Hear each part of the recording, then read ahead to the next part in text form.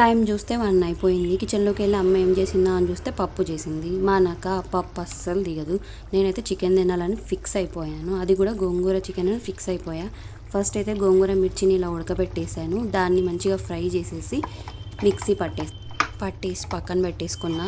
తర్వాత ఒక ప్యాన్ తీసుకొని అందులో ఆయిల్ పోసిన. ఆయిల్ మొత్తం హీట్ అయినాక అందులో ఆనియన్స్ మిర్చి అన్నీ వేసి ఫ్రై చేసేసిన. కరివేపాకు అయితే అవాయిడ్ చేసిన, అది పట్ పట్ అని కుడుతుంది కాబట్టి అవాయిడ్ చేసి పడేసిన. అండ్ తర్వాత కొంచెం టమాటో వేసా, పసుపు వేసా, చికెన్ వేసా, బాగా కలిపేసా.